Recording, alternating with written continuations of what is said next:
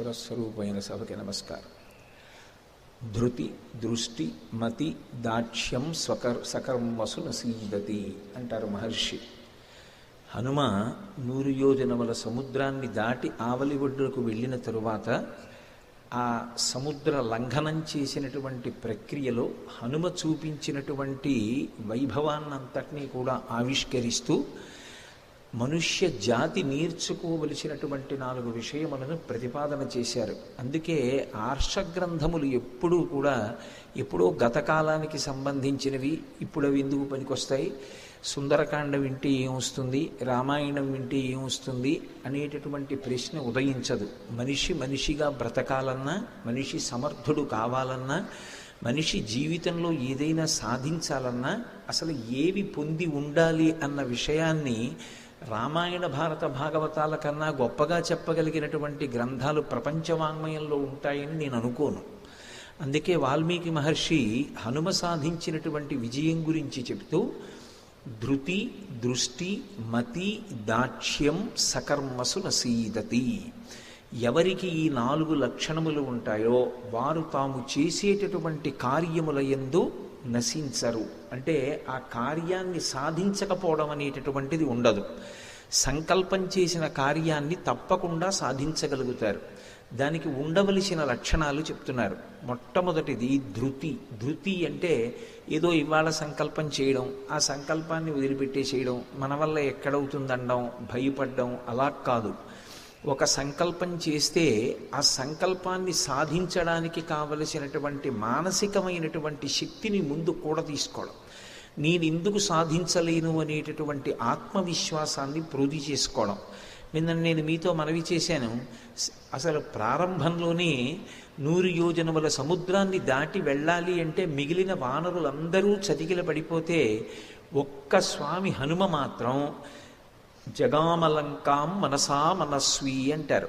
ఆయన నిర్భయంగా శరీరంతో కాదు, ముందు మనసుతో లంకా పట్టణాన్ని చేరిపోయారు. అంటే ఒక కార్యాన్ని సాధించే ముందు మనసులో ఉండవలసినటువంటి ధైర్యం, చేసుకున్నటువంటి నిర్ణయం మీద పట్టుదల, దాన్ని ధృతి అంటారు. రెండవది దృష్టి. దృష్టి అంటే దూరదృష్టి అని దాని అర్థం. ఎప్పుడైనా సరే ఒక పని చేసే ముందు చాలా జాగ్రత్తగా ఆలోచించి ఒత్తిడికి గురై ఒకలా చెయ్యవలసిన దాన్ని ఇంకోలా చెయ్యకుండా ప్రతిక్షణం కూడా ఆలోచన చేసి జాగ్రత్తగా కార్యక్రమాన్ని నిర్వహించగలిగినటువంటి సమర్థతతో ఉండగలగడం. అందుకే మైనాకుడు బంగారు శిఖరాలతో సముద్రంలోంచి పైకి తేలి ఆతిథ్యం ఇస్తానంటే ఆయన ఏం కఠినంగా త్రోసిరాజు అనలేదు. ఎంతో సున్నితంగా, ఎంతో అందంగా మాట్లాడుతూ ఆయన ఆతిథ్యం ఇచ్చినట్లు, ఈయన పుచ్చుకున్నట్లు ఆయనకి తృప్తి కల్పించి తన కార్యాన్ని మాత్రం పాడు చేసుకోకుండా ముందుకు వెళ్ళిపోగలిగారు. అటువంటి దూరదృష్టి ఉండాలి కార్యంలో. ఆ తర్వాతది వివేకం. మతి అంటే వివేకం కలిగి ఉండడం. వచ్చినటువంటి సొరస ఒక్క మాట అంది, ప్రవిష్టోస్మిహితే వక్త్రం అంది, నా నోట్లోకి ప్రవేశించు, నువ్వు నా నోట్లోకి ప్రవేశిస్తే నేను నిన్ను తినేస్తానంది. తినేవాళ్ళు పట్టుకుని తినాలి, అంతేకాని నువ్వు నా నోట్లోకి వస్తే తింటాననరు. ఆ మాట అనేటప్పటికే ఆవిడ ఎవరు అన్నది ఉత్తరక్షణం లెక్క కట్టి నేను ఈవిడికి నమస్కరించి ఈవిడ అనుగ్రహాన్ని పొందాలని నమస్కారం చేసి ఆవిడ అనుగ్రహానికి పాత్రులై దాక్షాయుని నమోస్తుతే అని ఆవిడ కోరినట్టుగా ఆవిడలోకి వెళ్ళి పైకొచ్చి ఆవిడ చేత అర్ధసిద్ధై హరిశ్రేష్ఠ గచ్చ సౌమ్య యథాసుఖం సమాన విశ్వవైదేహీం రాఘవేణ మహాత్మన అని ఆశీర్వచనాన్ని పొందగలిగారు. చిట్టతివరిది దాక్ష్యము అంటారు. అంటే దక్షత. దక్షత అంటే దేని జోలికి వెళ్ళకూడదో, ఏది మనిషిని పాడు చేసేస్తుందో దానికి చాలా దూరంగా ఉండగలగడం. ఎక్కడ మమకారం చూపించకూడదో, ఎక్కడ మమకారం చూపిస్తే మనిషి నశించిపోతాడో, మమకారానికి అతీతంగా కర్తవ్యతా దృష్టితో శాస్త్రాన్ని దృష్టిలో పెట్టుకుని నిలబడగలిగినటువంటి అవసరం ఏర్పడినప్పుడు దక్షతతో అలాగే నిలబడగలగాలి. అంతేకాని కేవలం మమకారంతో ఒక విషయాన్ని ఇంకొక విషయంతో కలగాపులగం చేసి తాను నిర్వర్తించవలసిన కార్యాన్ని పాడు చేసుకోకూడదు. అందుకే ఆ దక్షతతో సింహికా భంజనం చేశారు తప్ప సురసతో ఎలా ప్రవర్తించారో సింహికతో అలా ప్రవర్తించారు. అందుకే ఈ 4 లక్షణములు ఎవరి యందుంటాయో వారు ఖచ్చితంగా సంకల్పం చేసినటువంటి కార్యక్రమాన్ని సాధించి తీరుతారు. ఇది ఇవాళ హనుమ సాధించడం కాదు. జీవితంలో వృద్ధిలోకి రావాలన్నా, ఒక కార్యక్రమాన్ని చేపట్టగలగాలన్నా, ఈయన జీవితంలో ఇది సాధించినవాడు అనేటటువంటి కీర్తి పొందాలన్నా ఈ 4 లక్షణములు మొదట అలవాటు చేసుకోలేనివాడు ఏ కార్యాన్ని సాధించలేడు. ఇవాళ తలపెడతాడు, రేపు విడిచిపెట్టేస్తాడు. ఎందుకంటే ఈ 4 లక్షణములలో ఏదో ఒకటి లోపించిందనమాట. ఒకడు మహాత్ముడు కావాలంటే, ఒకడు సభాపూజ్యత పొందాలి అంటే, చాలామందికి తాను ఆదర్శప్రాయుడు కావాలి అంటే ఈ 4 లక్షణములు పుంజుకోవాలి, పునికి పుచ్చుకోవాలి, తన యందు నిలబెట్టుకోవాలి, అవి ప్రకాశించాలి. లేకపోతే జీవితంలో వృద్ధిలోకి రాలేడు. బహుశः పర్సనాలిటీ డెవలప్మెంట్ గురించి ఇంతకన్నా గొప్పగా చెప్పగలిగిన వాళ్ళు ఉంటారని నేను అనుకోవట్లేదు. వాల్మీకి రామాయణంలో వాల్మీకి ఇచ్చినటువంటి ఆర్షవాక్కులు చదివితే ఇంతకన్నా శీలవైభవం చెక్కడానికి ఎవరు చెప్పగలరు అనిపిస్తుంది. ఏదో మాట చెప్పడం కాదు, చెప్పిన మాట ఎవరికి అన్వయం అవుతుందో దాన్ని కథాభాగంగా కూడా చూపించగలిగినటువంటి నేర్పరితనం ఉన్నటువంటి మహాకవి వాల్మీకి మహర్షి. అది కాల్పనిక సాహిత్యం కాదు, ఏదో కృతకంగా చేసిన రచన కాదు. యథార్థముగా జరిగిన గాథ ఏది ఉందో ఆ గాథనే అందించి ఈ లక్షణములు మనుష్యులు పొంది ఉండాలి అని తీర్పు చెప్తారు. ససాగరం దానవపన్నగాయుతం బలీన విక్రమ్య మహోర్మిమాలినం నిపత్య తీరేచ మహోదధైస్తథా దదర్శలంకాం అమరావతీమివా అంటారు. మనం సుందరకాండ ప్రారంభం చేసినప్పుడు యథార్థంగా శ్రీరామాయణం చదివితే సుందరకాండ చదవడంతోనే మొదలుపెట్టాలి. ఎందుకంటే ఒక్కొక్క గ్రంథం చదవడానికి ఒక్కొక్క నియమం ఉంటుంది. భాగవతం చదువుతున్నాం అనుకోండి, దశమస్కంధంతో మొదలుపెట్టాలి. దశమస్కంధం చదివి ఏకాదశ ద్వాదశ స్కంధాలు చదివి మళ్ళీ ప్రథమ స్కంధం నుంచి వెళ్ళాలి. అప్పుడు మనకి తెలియకుండానే దశమస్కంధం పారాయణ అవుతుంది. శ్రీరామాయణం చదవడం మొదలుపెట్టామనుకోండి, ముందు సుందరకాండ చదవాలి, చదివి తర్వాత మిగిలిన కాండలు చదివి బాలకాండ మించి వెళ్ళాలి. అంటే ఏ కాండ పారాయణ జరగాలో ఆ కాండతోటి చదవడం ప్రారంభం చేస్తారు ఆర్ష గ్రంథాల్ని. మీరు సుందరకాండలో గమనిస్తే మీకు ఒక విషయం అర్థమవుతుంది. ఏమిటి అంటే, అసలు సీతాపహరణం చేసి లంకాపట్టణంలో సీతమ్మని బంధీకృతురాల్ని చేసినటువంటి రావణాసురుని చేత పరిపాలింపబడుతున్నటువంటి లంకలో ఉండేటటువంటి రాక్షసుల యొక్క అవగుణములను గురించి మనసులో ఊహ చేయడానికి ఒక అవగాహన ఉంటుంది. కానీ అసలు లంకాపట్టణం ఎలా ఉంటుంది? దాని పేరు కాంచన లంక. ఆ లంక రాక్షసుల చేత పరిపాలింపబడుతూ ఉంటుంది కాబట్టి క్రమశిక్షణ లేకుండా అవ్యవస్థతో ఉంటుందా, లేకపోతే చాలా సుందరంగా ఉంటుందా అనేటటువంటి విషయం మీద నిజానికి కావ్యం చదివేటప్పుడు నిర్దిష్టంగా అవగాహన కలిగే అవకాశం ఉండదు.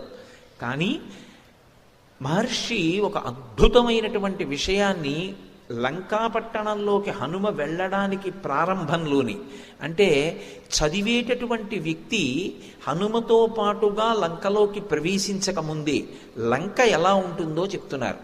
ససాగరం దానవపన్నగాయుతం, ఆ సముద్రాన్ని దాటడం అంత తేలిక విషయం కాదు.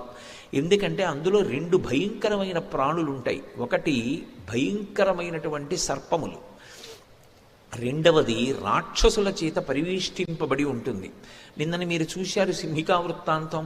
కాబట్టి ససాగరం దానవపన్నగాయుతం బలేన విక్రమ్య మహోర్మిమాలినం, అందులో వచ్చేటటువంటి తరంగములు పరమ భయంకరంగా వస్తుంటాయి.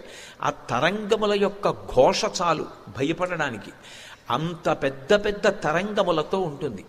దాన్ని బలము చేత విక్రమము చేత ఆయన దాటి ఆవలి వైపుకి వెళ్ళారు. బలేన విక్రమ్య మహోర్మిమాలినం నిపత్య తీరేచ మహోదధేస్తథా దదర్శలంకాం అమరావతీమివా. ఆ 100 యోజనముల సముద్రాన్ని దాటి ఈవలి వడ్డికి వచ్చి దిగినటువంటి హనుమ తతస్సలంబస్య గిరే సమృద్ధే విచిత్రకూటే నిపపాతకూటే, ఆ లంబపర్వత శిఖరం మీద దిగి అక్కడి నుంచి లంకాపట్టణాన్ని మొట్టమొదట చూశారు. ఎందుకంటే ఉత్కంఠ అని ఒకటి ఉంటుంది, అందులో ఉంది సీతమ్మ. ఆ సీతమ్మ ఎక్కడ ఉంటుంది ఆ పట్టణంలో? అసలు ఆ పట్టణం యొక్క ఆను పాను ఏమిటి, అది ఎలా రక్షింపబడుతూ ఉంటుంది? అది ఎలా ఉంది? అందుకని ఉత్తర క్షణం ఆయన దృష్టి దేని మీదకి వెళ్ళింది అంటే లంక వంక చూశారు. ఆ లంబ పర్వత శిఖరం మించి కూర్చుని చూస్తున్నారు. త్రికూటము అనేటటువంటి పర్వత శిఖరం మధ్యలో ఆకాశంలో వేలాడుతోందా అన్నట్టుగా ఉంటుంది లంక. అంత గొప్పగా చెక్కాడు దాన్ని విశ్వకర్మ. దాన్ని చూడగానే ఆయన మనసులో ఏ ఊహ కలిగిందో దాన్ని వాల్మీకి మహర్షి అందిస్తున్నారు. ఎందుకనంటే వాల్మీకి మహర్షికి చతుర్ముఖ బ్రహ్మగారి వరం. ఆయన ఒకసారి ఆచమనీయం తీసుకుని వచ్చి కూర్చుని శ్రీరామాయణ రచన ప్రారంభం చేస్తే కేవలముగా జరిగిన కథే కాదు, ఆ కథ జరిగినప్పుడు అందులో ఉండేటటువంటి వ్యక్తుల యొక్క మనసులలో పొందినటువంటి భావనలు కూడా ఆయనకి తెలుస్తాయి. ఎందుకంటే ఏదో జరిగిపోయిన కథ రచించారనుకోండి, ఆయా క్లిష్టమైన సన్నివేశాల్లో ఆ వ్యక్తుల మనసులలో ఏ పవిత్రత చెడకుండా భావనలు అలాగే ఉన్నాయా అన్నది అత్యంత ప్రధానమైన విషయం. అందున సీతమ్మ విషయంలో, హనుమ విషయంలో, రామచంద్రమూర్తి విషయంలో ఆయన ఏకపత్ని వ్రతం తెలియాలి, ఆవిడ పాతివ్రత్యం తెలియాలి. అంటే మనసులో కూడా అన్యభావన కలగని వాళ్ళేనా? ఇది తెలియాలి అంటే వాళ్ళ మనసులలో ఏ సందర్భాల్లో ఏ భావనలు పొందారో కూడా తెలుసుకోగలిగినటువంటి శక్తిని వాల్మీకి మహర్షికి చతుర్ముఖ బ్రహ్మగారు వరం ద్వారా అనుగ్రహించారు. అందుకే లోకంలో చూడండి అనేక రామాయణాలు ఉంటాయి. అన్ని రామాయణాలు ఎందుకు వచ్చాయంటే రామాయణ రచన చేసి తరించడానికి రామాయణం రాశారు. కానీ అసలు యథార్థంగా జరిగినది ఏమిటి అన్నది తెలుసుకోవాలంటే వాల్మీకి రామాయణం ఒక్కటే ప్రమాణం. ఎందుచేత అంటే వాల్మీకి మహర్షికి వరం ఉంది. అందుకే ఈ వాంగ్మయానికి అంతటికీ సూర్యచంద్రులుగా చెప్పబడతారు వ్యాసుడు, వాల్మీకి. చంద్రవంశాన్నంతటినీ కూడా వాల్మీకి వర్ణిస్తే సూర్యవంశాన్నంతటినీ కూడా, చంద్రవంశాన్ని వ్యాసుడు వర్ణిస్తే సూర్యవంశాన్ని వాల్మీకి వర్ణించారు. ఇద్దరూ కూడా ధర్మ ప్రతిపాదనే చేశారు. ఇందులో వాల్మీకి మహర్షి అందులో ఉన్నటువంటి వ్యక్తుల యొక్క మనసులలో ఉన్న భావనలను బ్రహ్మగారి వరంచేత తెలుసుకోగలిగినటువంటి సమర్థతను పొందినవారు. అందుకని దదర్శలంకాం అమరావతీమివా, హనుమకి లంక ఎలా కనపడిందో చెప్తున్నారు. హనుమకి లంక ఎలా కనపడిందో చెప్పడానికి ఏదో ఇలా చూసి అబ్బా చాలా బాగుంది అని ఒక ఉపమానం వేసేయడానికి ఆయన ఏం అసమర్థుడు కాడు, ఆయన విషయాలు తెలియనివాడు కాడు, ప్రాజ్ఞుడు కానివాడు కాడు. ఆయన నవవ్యాకరణ పండితుడు, బుద్ధిమతాం వరిష్టం, సూర్యభగవానుడి యొక్క శిష్యుడు, గొప్ప బ్రహ్మచర్యనిష్ట కలిగినటువంటి వాడు, అందరూ దేవతల చేత వరములను పొందినటువంటి వాడు. అటువంటి వారు ఒక విషయాన్ని చూసి మెచ్చుకున్నారు అంటే రెండు విషయాలు మీకు అర్థమవుతాయి. ఒకటి, అసలు లంకాపట్టణం యొక్క వైభవం ఏమిటి చెప్పడానికి మహర్షి ఎంచుకున్న మార్గంలో హనుమ మనసులో కలిగినటువంటి భావన చెప్పడం ద్వారా లంక ఇప్పటి వరకు పాఠకుడి మనస్సులో ఎలా ఉందో అన్నదానికన్నా కూడా యథార్థ రూపాన్ని ఒక్క ఉపమానంతో ఆవిష్కరిస్తున్నారు. రెండు, హనుమ చూసినప్పుడు అది ఎలా తన మనస్సుకి కనపడిందో అలాగే చెప్పారు. అంటే అది శత్రుపురమైనా సరే అది ఎంత అందంగా కనపడినప్పుడు అంత అందంగానూ చెప్పారు తప్ప తనకి శత్రువైన రావణాసురుడు ఉన్న పురం కాబట్టి పక్షపాత దృష్టితో లంకాపట్టణాన్ని చూసి ఎంత బాగున్నా బావులేదు అని చెప్పడం మాత్రం హనుమ యొక్క ఉద్దేశ్యం కాదు. ఇది నిష్పక్షపాతంగా ప్రవర్తించేటటువంటి వ్యక్తులకు ఉండేటటువంటి లక్షణం. ఎదురుగుండా ఉన్నవాడు పరమ శత్రువే కానివ్వండి, ఆ శత్రువు యందు ఒక బలమైన విశేషం ఉంటే ఆ విశేషాన్ని విశేషంగా చెప్పగలగాలి. ఇది రావణాసురుడి యందు లోపించి ఉంటుంది. రావణుడు అలా అంగీకరించలేడు. హనుమ అలా కాదు. అవతల వాళ్లల్లో ఏదైనా గొప్ప విషయం కనపడింది అనుకోండి, ఉత్తర క్షణంలో గొప్ప విషయాన్ని గొప్ప విషయంగా తీర్పు చెప్తారు. మీకు సుందరకాండలోనే ఇటువంటివి నేను కొన్ని సందర్భాలు చూపిస్తాను. కాబట్టి ఇప్పుడు ఆయనకి కాంచన లంక ఎలా కనపడుతోంది అంటే అమరావతీమివా. అమరావతి అంటే దేవతల యొక్క రాజధాని. దేవతలకు రాజధాని అయినటువంటి అమరావతి అందరినీ మోహింపచేస్తుంది. అందరూ అమరావతి మీద దండెత్తాలని కోరుకుంటారు. దీర్ఘాయుర్దాయంతో ఉండేటటువంటి రాక్షసులు ఎప్పుడూ కోరుకునేది ఏది అంటే అమరావతి పట్టణాన్ని స్వాధీనం చేసుకుని అది తనదైంది అని అనిపించుకోవాలని కోరుకుంటారు. అన్ని విశేషాలు అమరావతిలో ఉంటాయి. అమరావతి ఎలా ఉందో లంక అలా ఉంది. ఇదేదో కేవలం పోల్చాలి కాబట్టి పోల్చడం కాదు. ఒకవేళ నిజంగా పోల్చడానికి ఇంకొక పట్టణాన్ని వెయ్యాలి అంటే పాపం ఆయన ఇప్పుడు ఎక్కడికి వెళ్ళలేదండి అందామా అంటే, వాలి ఒకప్పుడు సుగ్రీవుణ్ణి తరివితే సుగ్రీవుడి వెంట వెళ్ళినటువంటి హనుమ యావత్ భూమండలంలో ఉండేటటువంటి సమస్త నగరములను చూశారు. ఈ భూమండలంలో ఉన్నటువంటి ఏ నగరాన్ని కాంచనలంకతో పోల్చలేదు. అంటే నిజానికి కాంచనలంకతో పోల్చడానికి పోలిక కలిగినటువంటి నగరం ఈ భూమి మీద లేదు. దాంతో పోల్చాలంటే ఒకే ఒక్క నగరం ఉంది. అదేది అంటే దేవతల రాజధాని అమరావతి. ఎంత అందంగా ఎంత వైభవోపేతంగా ఉంటుందో, అసలు ఇలా కన్నెత్తి చూడగానే అలా అనిపించింది. అంటే ఇక అందులోకి వెళ్ళినటువంటి వాడు తాను ఏ పని మీద వచ్చాడో జ్ఞాపకం పెట్టుకోవడం సాధ్యమా? మీరు ఒక్కటి ఆలోచించండి. ఇది సుందరకాండ. మహర్షి ఇది సుందరకాండ, ఇది సుందరకాండ వైభవం అని చెప్పరు, చెప్పకుండా చెప్తూ ఉంటారు.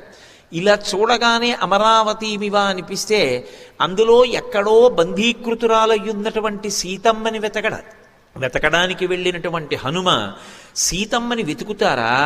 సీతమ్మని వెతకకుండా లంకాపట్టణం యొక్క సౌందర్యాన్ని చూసి లంకాపట్టణం యొక్క సౌందర్యానికి ఆకర్షితులై నిలబడిపోతారా? అలా నిలబడిపోతే ఆయనకి ఆంతర సౌందర్యం లేదు, అప్పుడు ఆయన సుందరుడేగాడు. కాదు కాదు, అంత గొప్పగా అనిపించినటువంటి లంకాపట్టణం యొక్క మెరుగులు చూసి దానికి పరిపాలకుడైనటువంటి రావణుణ్ణి చూసి ఉన్నాడో లేడో అన్న అనుమానాస్పదమైనటువంటి జీవితంతో ఉన్న రామచంద్రమూర్తి యందు మనసులో కూడా అన్యభావన రాకుండా అందులోనే ఆ తల్లి రామచంద్రమూర్తి పాదములనే ధ్యానిస్తూ ఉండిపోయింది. అంటే రాముణ్ణి నేను చేరుతానన్న బలమైన నమ్మకం తన పాతివ్రత్యమే, రాముని యందున్న పూజ్య భావనే. అంటే ఆవిడ కన్నా సుందరి ఎవరు లోకంలో? సనాతన ధర్మానికి ఆయువు పట్టు పాతివ్రత్యం. అటువంటి పతివ్రత అక్కడుంది. ఇక్కడ సుందరాతి సుందరుడైన హనుమ ఉన్నారు. ఎందుకని సుందరాతి సుందరుడు అంటే, ఇంత గొప్ప లంక అయినా ఆయన దాని శోభకి వశుడు కాడు. ఆయన సీతమ్మ కాకపోతే అందులో ఏ ఒక్క విషయాన్ని మనసులోకి వెళ్ళనివ్వరు. సీతమ్మ తప్ప అన్య విషయాలు ఆయనకు అక్కర్లేదు. అలా నిలబడగలిగినటువంటి సుందరుడు ఆయన, అలా నిలబడగలిగినటువంటి సుందరి ఆవిడ. ఆ సుందరిని వెతకడానికి బయలుదేరుతున్నటువంటి సుందరుడు తీరా బయలుదేరి వెళ్ళిన తర్వాత ఆవిడ ఎలా కనపడిందో చెప్పడం వాల్మీకి మహర్షి కవితా సౌందర్యం. ఆ అద్వైతానుభూతిని అంత గొప్పగా ఆవిష్కరిస్తారు. అందుకే ససాగరం దానవపన్నగాయుతం బలేన విక్రమ్య మహోర్మిమాలినం నిపత్యతీరే చ మహోదధేస్తథా దదర్శలంకాం అమరావతీమివ. ససాగరమానాధృష్య అతిక్రమ్య మహాబలః త్రికూట శిఖరే లంకాం స్థితాం స్వస్థో దదర్శ అంటారు. విసర్గ కాదు, హ హ అన్నారనుకోండి శ్లోకం చివర రెండు అర్థాలు. ఒకటి చూశారు అని అర్థం, హ అన్నారనుకోండి దాని అర్థం అంతేకాదు, కొంచెం జాగ్రత్తగా పరిశీలించు అని చదువరికి హెచ్చరిక. రెండిటినీ ఏకకాలంలో సాధించడం అది కవి యొక్క ప్రజ్ఞా విశేషం. అందుకే తరువాతి కాలంలో వాల్మీకిని అనుసరించారు, ఆయన్ని అనుకరించారు, రెండూ చేశారు కవులందరూ. ఆయన అంటారు ససాగర మానాదృశ్య అతిక్రమ్య మహాబలః త్రికూట శిఖరే లంకాం స్థితాం స్వస్థో దదర్శ. ఎక్కడుంది ఈ లంక అంటే ఆయన లంబపర్వతం మీద నించుని చూస్తున్నారు. అది ఉన్నది త్రికూటం మీద ఉంది. త్రికూటం మీద ఆకాశంలో వ్రేలాడుతోందా అన్నట్టుగా ఉంటుంది. అది కాంచనలంక, అందుకని మెరిసిపోతూ ఉంటుంది. దాని కాంతుల చేత సముద్రము పచ్చగా ఉంటుంది, ఆకాశము శోభిస్తూ ఉంటుంది. ఆ లంకాపట్టణాన్ని సముద్రం యొక్క కెరటములు వచ్చి కొడుతూ ఉంటాయి.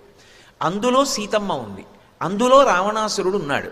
ఆ లంకాపట్టణంలోకి హనుమ ప్రవేశించాలి. ఏమిటి విశేషం అంటే, అది త్రికూటం అనేటటువంటి పర్వత శిఖరం మీద ఉంది. నిజానికి ఆ లంక ఏదో కాదు, ఆ లంక ఈ శరీరమే. ఈ శరీరము లంక దక్షిణ దిక్కుకు వెళ్ళిపోతుంది. దక్షిణ దిక్కున ఎప్పుడూ కూడా ఊరికి రుద్రభూమి ఉంటుంది. ఎంత గొప్ప శరీరం కానివ్వండి, చిట్ట చివర లంక చేరవలసింది దక్షిణ దిక్కుకి. దక్షిణ దిక్కున ఉండేటటువంటి లంకని సముద్ర కెరటాలు వచ్చి కొడుతూ ఉంటాయి. కెరటం కొడుతుంది వెళ్ళిపోతుంది, మళ్ళీ వస్తుంది కొడుతుంది వెళ్ళిపోతుంది. ఆకలి, దప్పిక, శోకము, మోహము, జర, మరణము, ఈ 6 కూడా కెరటాలు. ఇవి మారి మారి వస్తూ ఉంటాయి, కొడుతూ ఉంటాయి, వెడుతూ ఉంటాయి. కాసి ఆకలేస్తుంది, ఏదో తింటాడు, తీరుతుంది. మళ్ళీ కొంతసేపటికి మళ్ళీ ఆకలేస్తుంది, మళ్ళీ తగ్గుతుంది. దాహం వేస్తుంది, నీళ్లు పోస్తాడు, తగ్గుతుంది, మళ్ళీ పెరుగుతుంది, మళ్ళీ కొడుతుంది.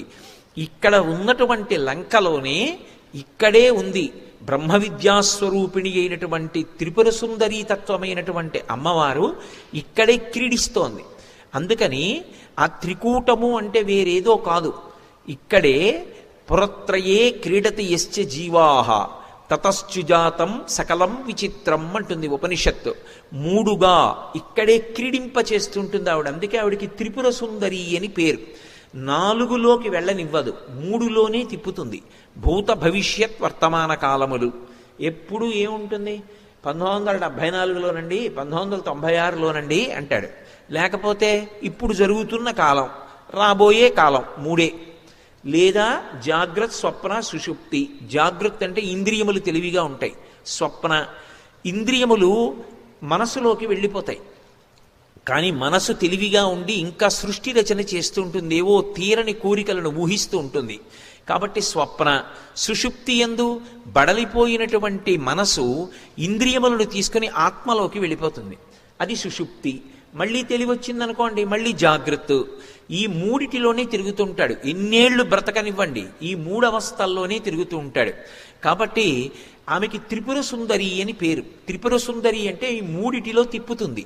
చిత్రం ఏమిటంటే త్రిపురాంతకుడు ఆయన, పరమశివుడు త్రిపురాంతకుడు, ఆవిడ త్రిపుర సుందరి. వీళ్ళిద్దరూ ఆది దంపతులు. ఎంత విచిత్రం! రెండూ పరస్పర భిన్నమైనటువంటి విషయాలు. ఆయన త్రిపురాంతకుడు ఎలా అయ్యాడు అంటే, ఆయన అనుగ్రహం కలిగిన వాడు ఈ మూడు దాటి నాలుగులోకి ఎడతాడు. ఆ నాలుగు తురీయం. అందుకే ఆయన ఆత్యంతిక ప్రళయం చేస్తాడు. ఆత్యంతిక ప్రళయం అంటే జ్ఞానం ఇస్తాడు. ఆ జ్ఞానం ఇస్తే సర్వావస్థ వివర్జిత అంటారు వ్యాసుల వారు లలితా సహస్రంలో. మూడు అవస్థలు దాటిపోతాడు. దాటిపోయి నాలుగవ అవస్థలో తురీయంలో నిలబడి ఈ శరీరం పొందుతున్నటువంటి అవస్థల్ని సాక్షిగా చూస్తాడు. భగవాన్ రమణుల్ని ఎవరో అడిగారు, అయ్యా రాత్రి బాగా నిద్రపోయారా అని అడిగారు. ఆయన అన్నారు, ఓ ఇది బాగా నిద్రపోయింది అన్నారు. అంటే మరి ఇది నిద్రపోతే మీరు? ఇది నిద్రపోతుంటే నేను సాక్షిని, నాకు నిద్ర లేదు, నేను ఎప్పుడూ జాగరూకుడని. అది తురీయం అంటే. అందుకే ఆయన ఎప్పుడు నేననేవారు కాదు, ఇది అనేవారు. ఇది వేరు, నేను వేరు, నేను ఆత్మ, ఇది శరీరం, నా చేత ధరింపబడింది. ఇది నోటితో చెప్పడం కాదు, అనుభూతి ఎందు నిలబడాలి. అలా నిలబడితే తురీయమునందున్నాడు అంటారు.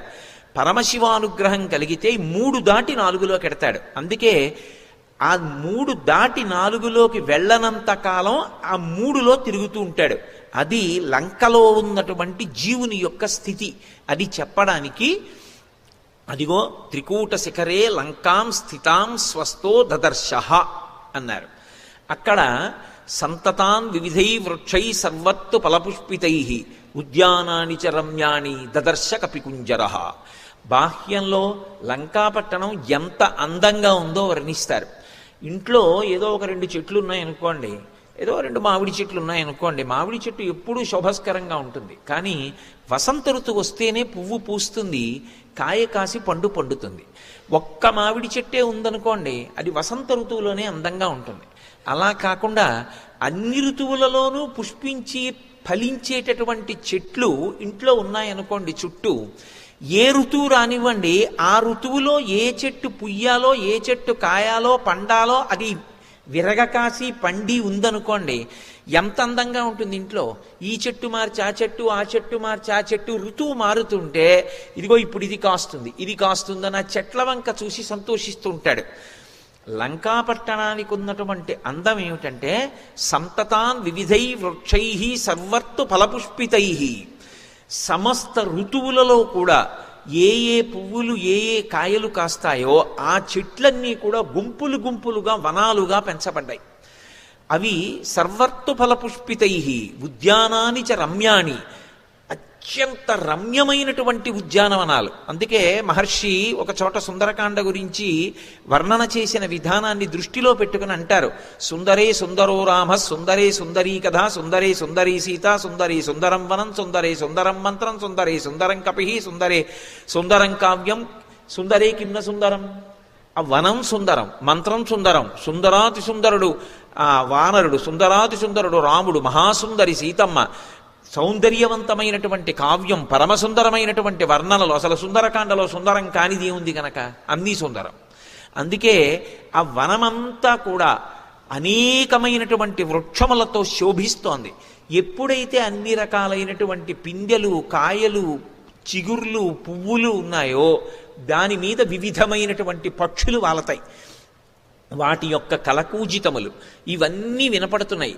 ఎంత సంతోషంగా, మనసు ఎంత ప్రసన్నంగా, ఎంత ఆనందం పొందే విధంగా ఉంటుంది. మీరు సౌందర్యము అన్న మాటలో ఒక విషయాన్ని గమనించాలి. భౌతికంగా మీరు ఎంత అందాన్ని తీసుకురండి, ఎంత మంచి భవనాన్ని నిర్మాణం చేయండి, అది ఆ అందం నిర్జీవమైనటువంటి అందం, అది కృతకంగా తెచ్చినటువంటి అందం. తనంత తానుగా శోభస్కరమైన అందం ఏది అంటే ప్రకృతిలో వచ్చేటటువంటి అందం ఏదో ఆ అందం మనిషిని పరమ సంతోషాన్ని పొందేటట్టు చేస్తుంది. ఆ అందం మనిషికి శాంతినిస్తుంది. సంతతాన్ వివిధై వృక్షై సర్వర్తు ఫలపుష్పితై ఉద్యానాని చ రమ్యాణి దదర్శ కపికుంజర. ఇవన్నీ కూడా చూసి ఆయన, మనమంటే మనుష్యులం, శరీరం, ఉపాధి, దీన్ని బట్టి స్వభావం ఒకటి ఉంటుంది. అక్కడ అన్ని చెట్లు కనపడ్డాయి, అన్ని చెట్లకి అన్ని కాయలు ఉన్నాయి, అన్ని పళ్ళు ఉన్నాయి.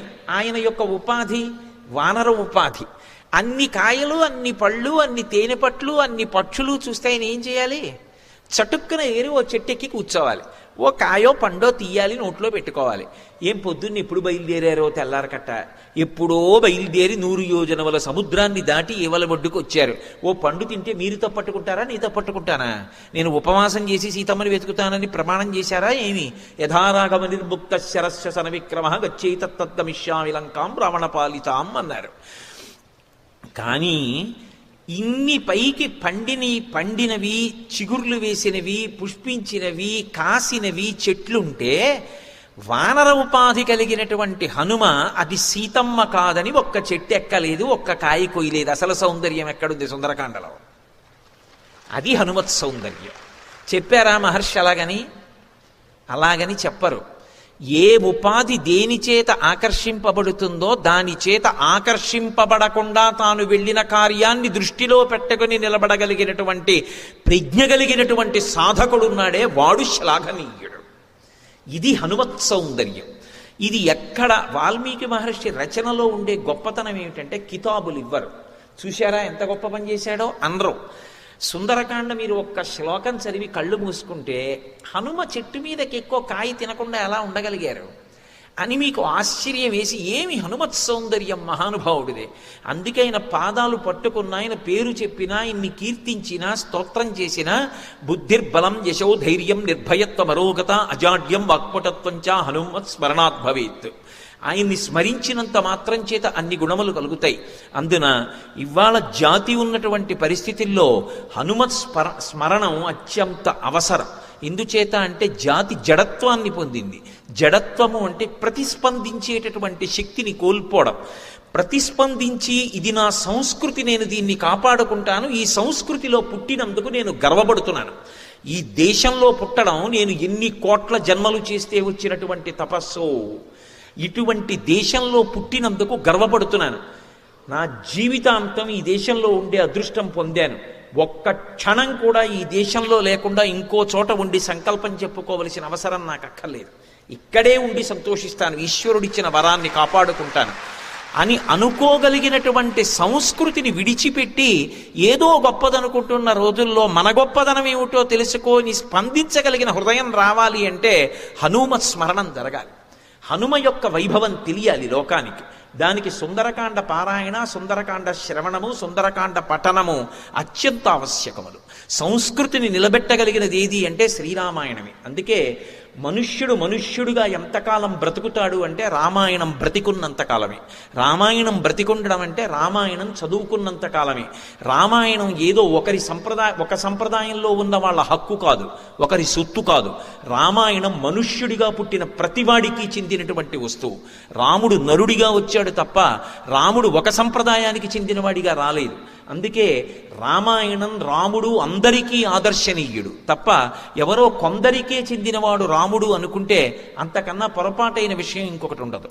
అందుకే ససాగరమానాదృశ్య అతిక్రమ్య మహాబల త్రికూట శిఖరే లంకాం స్థితాం స్వస్థో దదర్శ హంసకారండవా కీర్ణాహ వాపీ పద్మోత్పలాయుతాః అక్రీడాన్ వివిధాన్ రమ్యాన్ వివిధాంశ్చ జలాశయాన్. అబ్బో ఏమి వర్ణనలు చేసేశారో మహానుభావుడు అసలు ఆ లంకా సౌందర్యం గురించి. అసలు ఇంకా విచిత్రం ఏంటంటే ఆయన లంకలోకి వెళ్ళలేదు. ఇదంతా ఎక్కడి నుంచి చూస్తున్నారంటే లంబపర్వత శిఖరం మించి చూస్తున్నారు, త్రికూటంలో ఉన్నటువంటి లంకని ఎత్తు మించి చూసినప్పుడు కనపడిన విశేషం చెప్తున్నారు. అక్కడ హంసకారండవాకీర్ణాహ వాపీ పద్మోత్పలాయుతాః అక్రీడాన్ వివిధాన్ రమ్యాన్ వివిధాంశ్చ జలాశయాన్. చెట్లు, చెట్లకి పువ్వులు, కాయలు ఇవి ఎంత శోభస్కరంగా ఉంటాయో, నీటిని ఆశ్రయించి ఉండేటటువంటి పక్షులు, నీటిలో తిరిగేటటువంటి చేపలు, వాటి వంక చూడడం మీకు తెలియకుండానే మీ మనసు ఎంత ఉద్విగ్నతని పొంది ఉండనివ్వండి, ఎంత అశాంతిని పొంది ఉండనివ్వండి. మీరు అసలు అటువంటి సన్నివేశం వంక ఒక్కసారి చూశారనుకోండి, ఉత్తర క్షణం ఆగిపోతారు. అందుకే ఏడుస్తున్న పిల్లాడు కూడా మీరు ప్రకృతి సిద్ధంగా ఎవరి యొక్క ఆ పోషణలో, అంటే నాకు కావాలన్నట్టుగా నేను ఆ సరోవరాన్ని తీర్చిదిద్దడం కాదు, అది ప్రకృతి పరంగా అలాగే ఉన్నటువంటి ఒక సరోవరం దగ్గరికి వెళ్ళి చూడండి. చూస్తే మీకు కొన్ని అద్భుతాలు కనపడతాయి. అసలు ప్రకృతిలో ఉండేటటువంటి అద్భుతాలు చిత్ర విచిత్రంగా ఉంటాయి. కాబట్టి హంసకారండవాకీర్ణాహ వాపీ పద్మోత్పలాయుతాః అక్రీడాన్ వివిధాన్ రమ్యాన్ వివిధాంశ్చ జలాశయాన్. అంత సుందరంగా ఉన్నటువంటి లంకాపట్టణంలో బాహ్య సౌందర్యం ఇది. పట్టణం అంత అందంగా ఉంది, ప్రకృతి అంత అందంగా ఉంది. అక్కడున్న మనుష్యులు అంటే రాక్షసులు, వాళ్ళ మనసుల నిండా దుర్గుణాలు. వాళ్ళల్లో ఈ పక్షుల అందం కానీ, చెట్టు అందం కానీ, చెట్టు యొక్క పువ్వుల అందం కానీ, అక్కడ జలాశయం అందం కానీ రాక్షసుల మనసులలో మాత్రం ఉండదు. అయోధ్యలో ఈ బాహ్య సౌందర్యాలు ఉండవు, మనుష్యుల మనసులు మాత్రం ఎంత గొప్పగా ఉంటాయో. నా కుండలి, నా మకుటి, నా స్రగ్వి, నాల్పభోగవాన్, నా హస్తాభరణో నాపి విద్యతే నాప్యనాత్మవాన్ అని బాలకాండలో వర్ణిస్తారు మహర్షి. అక్కడ చేతికి కంకణం లేనివాడు ఉండడు, మెడలో పూలదండ వేసుకోనివాడు ఉండడు, ఉన్నదానితో తృప్తి తప్ప అసంతృప్తి ఉన్నవాడు ఉండడు, ఇంటికి అతిథిని పిలిచి అన్నం పెట్టనివాడు ఉండడు. అన్నీ మంచి గుణాలు అయోధ్య. బాహ్యంలో అందంగా ఉండి కడుపులో కుళ్ళంతా ఉండేటటువంటిది లంకాపట్టణం. ఏది నిజమైన సౌందర్యం? ఇది ప్రకృతి సౌందర్యం, అది వ్యక్తి సౌందర్యం. అది ఒక రాజు సాధించిన విజయం, రాజ్యాన్ని అలా ఉంచడం. ఇది ఒక రాజు ఇటువంటి వాళ్ళని చేరదీసుకుని బ్రతుకుతున్న విధానం. అక్కడ రాక్షసులు ఎలా ఉంటే ఇక వాళ్ళ నాయకుడు ఎలా ఉంటాడు, ఇక వేరే చెప్పాలా? ఇది చెప్పకుండా చెప్పే సౌందర్యం. ఎంత అందంగా మాట్లాడతారో మహర్షి. అందుకే ఆయన అన్నారు, ఈ లంకాపట్టణం ఇంత గొప్పగా ఉందే, ఇటువంటి లంకలోకి ఇంత కట్టుదిట్టంగా ఉంచాడు. సీతాపహరణర్థేన రావణేన సురక్షితాం సమంతా ద్విచరద్భిశ్చ రాక్షసైరుగ్రధన్విభిః. అసలే లంకలో ఉన్నవాడు రావణుడు. ఆయన నిత్యం చేసేటటువంటి పని, ఆయనకి నచ్చిన విషయం ఏది ఉన్నా సరే ఇక మళ్ళీ అవతలవాడి బాధతో ఆయనకి సంబంధం లేదు, దాన్ని తనదిగా అనుభవిస్తాడు. అందుకే ఎన్ని శాపాలు పొందాడు. నందీశ్వరుడి దగ్గరికి వెళ్ళాడు, నందీశ్వరుణ్ణి అధిక్షేపించాడు వానరముఖమని. పైన పరమశివుడు ఏకాంతంగా ఉన్నాడయ్యా పార్వతీదేవితో అంటే, నాలాంటి వాడు వచ్చినప్పుడు ఏకాంతంతో కూర్చున్నాడా? దేశకాలాదులు తెలియక్కర్లేదా? వచ్చినవాడెవరో తెలియక్కర్లేదా? ఏమిటా ఏకాంతం? బయటికి పరిగెత్తుకొచ్చేట్టు చేస్తానని కైలాసాన్ని కదిపాడు. అంతటి అహంకారం. చిత్రం ఏమిటంటే అంతటి కైలాసాన్ని మీరు ఒకటి ఊహించండి, అది ఉట్టి కైలాసం కాదు. కైలాసం మీద పరమశివుడు ఉన్నాడు, పరమశివుడితో పార్వతీదేవి ఉంది. ఉండగా 20 చేతులు కైలాసం కింద పెట్టి కదిపితే కదిలింది కైలాసం. వాడి బలం ఎటువంటిదో ఊహించండి. సామాన్యుడు కాడు, అంతటి బలశాలి. అలా ఊపితే పైన ఉన్నటువంటి పరమశివుడు బొటనవేలుతో నొక్కాడు. నొక్కితే 20 చేతులు దాని కింద ఉండిపోయాయి 100 సంవత్సరములు. ఎంత అరిచాడంటే ఈయన అరుపులు విని లోకాలన్నీ ఏడిచాయి. బాబోయ్ వినలేకపోతున్నామని ఏడిచేయి. పరమశివుడు తర్వాత బొటనవేలు పైకెత్తి అన్నాడు, నేను నొక్కింది నిన్ను బాధ పెట్టడానికి, కానీ బాధపడి నువ్వరిచిన అరుపులకి 3 లోకాల వాళ్ళు ఏడిచారు నీ అరుపులు వినలేక. ఇంతమందిని ఏడిపించగలిగినట్టు అరవగలిగిన వాడివి కాబట్టి నిన్ను రావణ అని పిలుస్తున్నాను రా అన్నాడు. ఎవడైనా అది చెప్పుకుంటాడా బయట? ఆయన ఇది చెప్పుకుని శివుడు నన్ను అలా పిలిచాడని అలాగే పిలిపించుకున్నాడు. మన ప్రవృత్తి ఎంత గొప్పదో చూడండి. ఎవడైనా ఓ మంచి విషయం ఉంటే లోకంలో చెప్పుకుంటాడు, అలా పిలిపించుకుంటాడు. ఆయన దీన్ని చెప్పుకుని రావణ అని పిలిపించుకున్నాడు అందరితోటి. కాబట్టి చేసేవన్నీ దుష్టమైనటువంటి కార్యాలు. కాబట్టి లోకమంతా శత్రువులే. నేను కాకినాడలో మా గోశాలకు ఎడుతుంటే ఒక ఆయన ఉంటాడు, పెద్ద ఆయన ఇంటి ముందు చెట్టు ఉంటుంది. ఆ చెట్టు కింద నులక మంచం ఉంటుంది, చుట్టూ పొలాలు. ఆ నులక మంచంలో పక్కన కర్రెట్టుకుని పక్కన ఆవు దూడ ఉంటాయి. హాయిగా సాయంకాలం 3 గంటల వేళ నేను ఎప్పుడైనా గోశాలలోకి ఎడుతుంటే ఆయన హాయిగా నులక మంచం మీద తలగడా పెట్టుకు పడుకుంటాడు. పక్కనే ఆవు దూడ గడ్డి తింటుంటాయి. ఏం అదృష్టవంతుడువయా, ఎంత సంతోషంగా పడుకుని నిద్రపోతుంటావు ఈ పైరగాలి పీలుస్తూ. మేము ఉన్నాం, ఎందుకు వచ్చిన జన్మ అనుకుంటూ ఉంటాను. ఆయనకి ఏ శత్రువు లేడు కాబట్టి నులక మంచం వేసుకుని వీధిలో పడుకున్నాడు. ఊరంతా శత్రువులు ఉన్నవాడు వీధిలో నులక మంచం వేసుకుని పడుకోగలడా? 100 మంది బయట విచ్చుకత్తులు పట్టుకుని నించుంటే వాడు పడుకోవాలి. అలా ఎందుకు పడుకోవాలి? బయట 100 మంది తెలివిగా ఉండి కత్తులు అట్టుకుంటే లోపల నేను పడుకుంటానండి అన్నాడు అనుకోండి. ఇప్పుడు అది ఆంతర సౌందర్యమా బాహ్య సౌందర్యమా? చూడ్డానికి బాగుంటుందా, లోపల వ్యక్తి ఎటువంటి వాడు అర్థమవుతోందా? అలా ఎందుకు పడుకోవాలి? నువ్వు అందరిలో ఎందుకు పడుకోవు? నా తలుపుకి తాళం ఎందుకయ్యా, మా ఇంటికి వచ్చేవాడు ఎవడు, మా ఇంటికి వచ్చి పట్టుకుపోయేవాడు ఎవడు ఉండడు. మహానుభావుడు ఆయన బయట వదిలేశారండి అని ఒకవేళ నా చెప్పులు ఎక్కడన్నా వదిలేసినా పట్టుకొచ్చి ఇచ్చేస్తారా అన్నట్టుగా బ్రతికిన వాడి బ్రతుకు. బయట 100 మంది తెలివిగా ఉంటే నేను పడుకుంటానండి అన్నవాడి బతుక ఎలా అవుతుంది? కాబట్టి ఎందుకు అలా ఉండాలి? అసలే శత్రువులు, దానికి తోడు సీతాపహరణం చేశాడు. సీతాపహరణం చేస్తే ఎవరొస్తారు? రాముడు వస్తాడు. రాముడు ఎప్పుడు వస్తాడో? పూర్వం 1000 మంది ఉండేవారు, ఇప్పుడు కొన్ని లక్షల మందిని మోహరించాడు. సమంతాద్విచరద్భిశ్చ రాక్షసైరుగ్రధన్విభి. ఎలా ఉంచాడంటే వాళ్ళని, ఒరేయ్ మీరేదో ఇలా ధనస్సు తగల్చుకుని తిరక్కండి, ధనస్సు ఇలా పట్టుకోండి, ఇలా చెయ్యేసి ఉంచండి. ఎందుకో తెలుసా? శూర్పణక చెప్పింది. ఆయన గాని వచ్చాడా ఇక సమయం ఉండదు.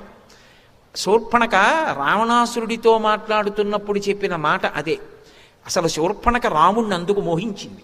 యుద్ధం చేస్తున్నప్పుడు రాముడు ఇలా చెయ్యి పెట్టడం కానీ, ఇలా బాణం తీయడం కానీ, వింటినారికి సంధించడం కానీ, ఆకర్ణాంతం లాగడం కానీ, వదలడం కానీ కనపడదు.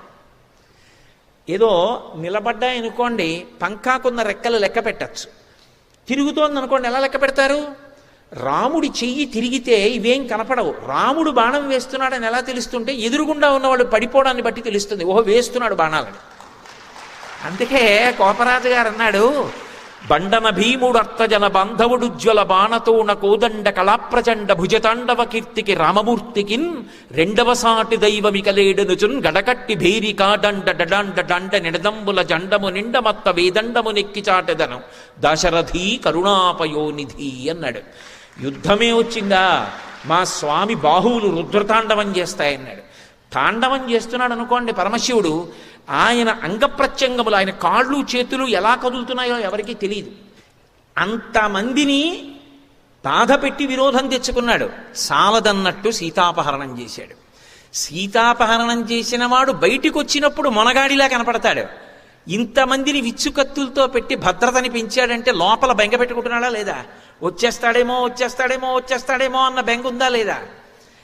అంటే లోపల పిరికితనం, పైకి ధైర్యాన్ని అవలంబించడం, చేసింది తప్పని తెలుసు, తప్పు కాదని బుకాయించడం. ఇంతకన్నా రాక్షస లక్షణాలు ఇంకొకటి ఉండవని తెలుసుకుంటే మనం అలా బ్రతకూడదు. తప్పు చేస్తే క్షమించండి అనడం సంస్కారం తప్ప, అది కాదు కానండి అని దాన్ని సమర్థించే ప్రయత్నం చేయకు. తప్పని అర్థమైంది, అయా నన్ను మన్నించండి పొరపాటైంది అనొక్క మాటను, దాని చేత నువ్వు సంస్కారవంతుడివి, పట్టాభిషేకం చేయాలి. నువ్వు తప్పు చేసి క్షమించండి అనలేకపోతే నీ మానవత్వం చచ్చిపోయింది, రాక్షసత్వం ప్రవేశించిందని గుర్తు. అదే రావణుని లక్షణం. ఇవన్నీ మహర్షి చెప్పారా? చెప్పకుండా శ్లోకంలో చెప్పడం సౌందర్యం అయితే, చెప్పకుండా ఆగలేక చెప్పడం నా బలహీనత. కాబట్టి మహానుభావుడు అంటారు, సీతాపహరణార్థేన రావణేన సురక్షితాం సమంతాద్విచరద్భిశ్చ రాక్షసైరుగ్రధన్విభి. కాబట్టి ఇప్పుడు విచ్చుకత్తులు పట్టుకుని రాక్షసులు ఇన్ని లక్షల మంది తిరుగుతున్నారు. అన్యప్రాణి, లంకకి చెందినవాడు కాడు అంటే ఇలా కదులుతూ కనపడ్డాడు అనుకోండి, ఎన్ని బాణాలు వచ్చి గుచ్చుకుపోతాయో ఆలోచించండి. ఇది చూసిన వాడు వెంటనే ఏం చేయాలంటే 100 యోజనాలు వెనక్కి వెళ్ళిపోవాలి కాదు. అమ్మ బాబో ఇందులో అడుగెట్టి సీతమ్మని వెతకనా, నేను వెతికి బయటికి రానా, వచ్చి రాముడి దగ్గరికి వెళ్ళనా, సాధ్యమే అని ముందు ఎన్ని ప్రతిజ్ఞలు చేసినా నేను ఒకటి బతికుంటే కదూ అని భయపడి వెంటనే పిరికితనం ప్రవేశించాలి. ఇవన్నీ చూస్తూ వీటిని దాటి సీతాన్వేషణం ఎలా చేయాలి అని ఆలోచించడం తప్ప పిరికితనం లేకపోవడం నిజమైన ధీరుడి లక్షణం. ఇది పరమ సౌందర్యం. ఇది హనుమయందు ఆవిష్కృతమవుతోందా లేదా శ్లోకంలో? ఒక శ్లోకమే చెప్తారు మహర్షి, కానీ ఎన్ని భంగిమల ఎన్ని కోణాల్లో సౌందర్యం ఆవిష్కరిస్తూ ఉంటారు. అందుకే సుందరకాండ ఉపాసనకాండ, అది చదివి అనుభవించాలంతే. ఓ ఖాళీ ఉన్నప్పుడు మామిడి చెట్టు కింద కుర్చీ వేసుకుని ఓ శ్లోకం చదవడం, ఏదో చక్కెర పొంగలి బాగా తినేస్తే త్రేణుపులు వచ్చినట్టు కళ్ళు మూసుకుని పుస్తకం గుడ్డెల మీద పెట్టుకుని ఒకసారి సుందరకాండ అంతా స్మరిస్తూ ఆ శ్లోకం చదువుకుంటూ బహుభంగిమల అనుభవిస్తూ ఆనంద సముద్రంలో తేలియాడటం లహరి అది. కాబట్టి అటువంటి స్థితిలో నిర్భయంగా ఆయన లంకాపట్టణ ప్రవేశం చెయ్యాలి అని స్థిరపడి ఉన్నారు. మహర్షి అంటారు, పాలితాం రాక్షసేంద్రేణ నిర్మితాం విశ్వకర్మణ ప్లవమానా వివాకాశే దదర్శ హనుమాన్ పురీం అన్నారు. ఇదొక గమ్మత్తైనటువంటి విషయం. ఈ శ్లోకం పూర్వాపరాల్ని అనుసంధానం చేస్తుంది. ఇక్కడ మహర్షి ఒక విశేషాన్ని చెప్తున్నారు. పాలితాం రాక్షసేంద్రేణ, ఈ లంకాపట్టణం రాక్షసేంద్రుడైనటువంటి రావణాసురుని చేత పరిపాలింపబడుతోంది. నిర్మితాం విశ్వకర్మణ, ఇది వీడి చేత నిర్మింపబడలేదు, అతనిది కాదు, ఇది విశ్వకర్మ నిర్మించాడు. విశ్వకర్మ నిర్మించిన దాన్ని నాది అని అతను పరిపాలన చేస్తున్నాడు. ఇది ఎవరిది అని అడిగితే నాదే అంటాడు తప్ప ఇది నేను నిర్మించలేదు, వేరొకరు నిర్మించారు, ఇది వేరొకరిది అన్ననాడు వేరొకరిది నీకెందుకు ఇచ్చారన్న ఆలోచన వస్తుందా రాదా? ఇప్పుడు ఈ దండ ఎవరిది అన్నారు అనుకోండి, నేను తెచ్చుకోలేదు, నాకు వేశారు. ఎందుకు వేశారు? నువ్వు రామాయణం చెప్తావని వేశారు, నీ గురించి చెప్తావని వేయలేదు అన్నది నాకు జ్ఞాపకం చేస్తుంది ఈ దండ. అలా పాలితాం రాక్షసేంద్రేణ నిర్మితాం విశ్వకర్మణ, లంక రావణుడు నిర్మించలేదు కాబట్టి రావణుడిది కాదు. మరి ఎవరు నిర్మించారు? విశ్వకర్మ నిర్మించాడు. విశ్వకర్మ నిర్మిస్తే రావణుడు ఎందుకు పరిపాలిస్తున్నాడు? ఇది సౌందర్యం. అంటే ఇక్కడ మహర్షి చిట్ట చివరి కాండని సుందరకాండలోకి చొప్పించారు. నిజానికి ఈ ప్రశ్న ఎవరికైనా వచ్చిందనుకోండి సుందరకాండ జరుగుతున్నప్పుడు, ఖచ్చితంగా దాని గురించి విచారణ చెయ్యాలన్న అనుమానం వస్తుంది. అది 2 రకాలుగా ప్రవహిస్తుంది. ఎందుచేత విశ్వకర్మ నిర్మాణం చేసిన లంక రావణాసురుడికి వచ్చింది అంటే, అన్ని వేళలా నిర్మించిన వాడే యజమాని కావాలని లేదు. నేను ఎక్కడో భవనం కొనుక్కున్నాను అనుకోండి, కొనుక్కున్నాను అంటే ఏమంటే కోటేశ్వరారు మీరు కట్టుకున్నారా అంటే, నేను కట్టలేదండి, నేను ఇటకల మొయ్యలేదు, నేను ఇసుక తెచ్చుకోలేదు, ఎవరో కట్టారు డబ్బిచ్చి కొనుక్కున్నాను అంటే నాది అవదా? అవుతుంది. అలా కొనుక్కున్నాడా విశ్వకర్మ? ఫ్లాట్లు కట్టి అమ్ముకునేవాడా? కాడుగా. మరి విశ్వకర్మ కట్టింది ఈయనకి ఎలా వచ్చింది? ఇది అనుమానం. ఇది తెలిస్తే రావణుడెవరో తెలుస్తుంది. రావణుడెవరో తెలిస్తే ఇక సుందరకాండ లోపలికి వెళ్ళిన తర్వాత రావణుడు ఎలాంటి వాడన్నది అస్తమానం చెప్పక్కర్లేదు. ఇది తెలుసుకుని లోపలికి వెళ్ళంటే గడప అక్కడ పెట్టారు, చదివేవాడికి గడప అక్కడుంది. ఇది దాటితే హనుమ గడపలోకి వెళ్తారు. ఇది ఇక్కడ నువ్వు ఆగి ఒకసారి పూర్వాపర విచారణ చెయ్యి. చెప్పకుండా చెప్పడం, చదివేటటువంటి వాడు జిజ్ఞాసువై చదువుతున్నాడా, పరీక్ష చేసే విధంగా శ్లోకాన్ని ఇచ్చి పూర్వాపర సమన్వయం చేసుకునేటట్టుగా అవకాశం కల్పించి, రామాయణం మీద సమగ్రమైన అవగాహన పాఠకుడికి కల్పించి, తాను చెప్పవలసిన అవసరం లేకుండానే రావణుడు ఎలాంటి వాడో తెలుసుకునే అవకాశం ఇప్పించడం, ఇది రచనా సౌందర్యం. ఎన్ని సౌందర్యాలు సుందరకాండలో. మరి ఎక్కడది విశ్వకర్మ నిర్మించినటువంటి లంకాపట్టణం రావణుడికి ఎలా వచ్చింది అంటే, దీనికి ఒక పెద్ద విశేషం ఉంది. చతుర్ముఖ బ్రహ్మగారు ఒకప్పుడు మానసపుత్రుణ్ణి ఒకడిని సృజించాడు. ఆయన పేరు పులస్త్య బ్రహ్మ. అంటే నేను సంక్షిప్తంగా మాత్రమే మనవి చేస్తున్నాను, ఎందుకంటే ఇప్పుడు నేను ఉత్తరాఖండ్ అంతా ఎక్కడ చెప్పగలను. పులశ్చ బ్రహ్మని సృష్టించి నువ్వు ప్రజోత్పత్తిని చేయమన్నారు. ఆ పులశ్చ బ్రహ్మ పరమ నియమాలతో ధర్మ పరిపాలన చేస్తూ ఎప్పుడు స్వాధ్యాయం చేస్తూ యజ్ఞయాగాది క్రతువులు చేస్తూ వెడుతున్నటువంటి అగ్నిహోత్రమా అన్నట్టుగా ఉండేవాడు. ఆయనకి కించిత్ కూడా లౌకిక విషయాల మీద అనురక్తి ఉండేది కాదు. ఆయన మేరుపర్వతం యొక్క పార్శ్వమునందు తృణబిందు ఆశ్రమంలో ఉండి ఎప్పుడు స్వాధ్యాయం చేసి వేదం చదువుతూ యజ్ఞయాగాది క్రతువులు చేస్తూ ధార్మికమైన జీవనం చేస్తూ ఉండేవాడు. కానీ అది ప్రకృతి పరంగా అందములకు ఆటపట్టు. అందుకని అక్కడికి రాజర్షి కాంతలు, దేవకాంతలు, పితృకాంతలు, గంధర్వకాంతలు, యక్షకాంతలు వివిధ వాద్య విశేషాలని పట్టుకుని అక్కడికి వచ్చి వాద్యములు మ్రోగిస్తూ పాటలు పాడుతూ నృత్యాలు చేస్తూ ఉండేవారు.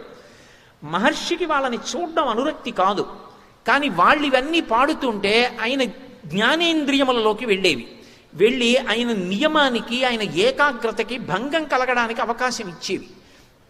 అందుకని మీరిక్కడికి రావద్దంటే ఏ నియమం పెట్టి ఆపాలి?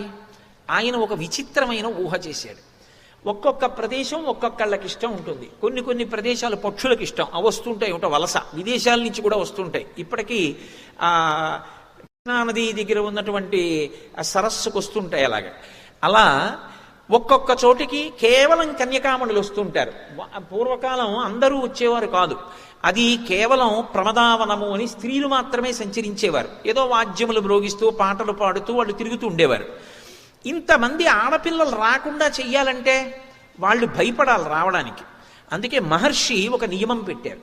ఇక్కడికి వచ్చి ఎవరైనా పాటలు పాడినా, ఎవరైనా వాద్యం చేసినా, ఒకవేళ ఏమీ చేయకుండా తిరుగుతున్నా, పొరపాటున కానీ గ్రహపాటున కానీ నా కంట పడితే చాలు. నేను చూడాలని చూడక్కర్లేదు. నేను తిరుగుతూ ఉండగా నా కళ్ళల్లో వాళ్ళు పడేటట్టుగా తిరిగితే, నేను పొరపాటునైనా ఇలా కానీ చూస్తే వాళ్ళు గర్భం ధరిస్తారన్నారు. ఏ కన్నెపిల్ల వస్తుంది అక్కడికి? ఎవ్వరూ రావడం మానేశారు.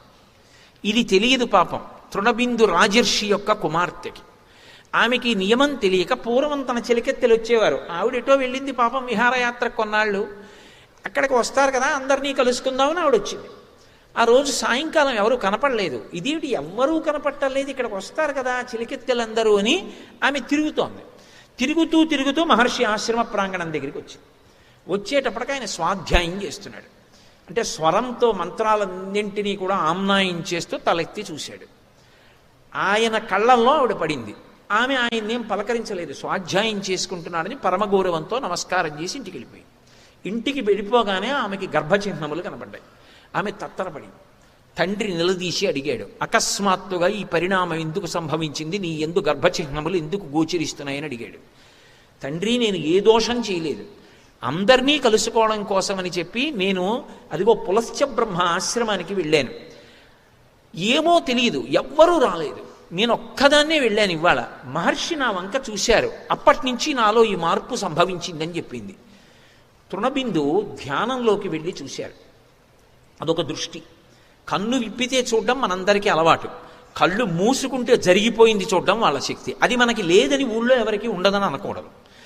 ఒకడు విమానం ఎక్కలేదనుకోండి, ఊళ్ళో విమానం ఉండదండి, ఎవడు ఎక్కడండి అనకూడదు. విమానం ఎక్కేవాడు ఉంటాడు, విమానం ఉంటుంది. అంతేకాని నేను ఎక్కలేదు కాబట్టి విమానం ఉండదంటే, నాకు లేదు కాబట్టి దివ్య దృష్టి వాడికి ఉండదంటే, నాకు అప్పడాల పిండి పడదనుకోండి, ఊళ్ళో ఎవరికి అప్పడాల పిండి పడదని సిద్ధాంతం చేయకూడదు. అది తింటే బలం వచ్చేవాళ్ళు ఉంటారు. నాకు కడుపులో గొడగొళ్ళాడచ్చు, అది వేరు. కాబట్టి నాకు అలా దివ్యదృష్టి కనపడలేదు కదండి, నాకు కళ్ళు మూసుకుంటే కనపడింది, వాడికి ఎలా కనపడింది, రామాయణం అబద్ధం అని తీర్మానం చేయకూడదు. నువ్వు పులశ్చ బ్రహ్మలా జపం చెయ్యి, నీకు వస్తుంది. లేదా నువ్వు తృణబిందులా ధ్యానం చెయ్యి, ఆయనలా అనుష్ఠానం చెయ్యి, నీకు వస్తుంది. అంతేగాని అది చేయకుండా ఆయనకి ఎలా వచ్చింది అది అబద్ధం అని మాత్రం నువ్వు అనకు. కాబట్టి ఇప్పుడు తృణబిందు కళ్ళు మూసుకుని ధ్యానం చేశాడు. ఆయనకి అర్థమైంది ఇది పులశ్చ బ్రహ్మ యొక్క శాపం. ఆ శాపానికి నా కూతురు పాత్రురాలైంది ఇవాళ. అందుకే గర్భచిహ్నములు గోచరిస్తున్నాయని కుమార్తెని వెంట పెట్టుకుని వెళ్ళాడు. ఈమె పరమయోగ్యురాలు, ఏ దోషం చేయలేదు, తెలియక వచ్చింది. నువ్వు ఇటువంటి కట్టడి చేశావని తెలియదు.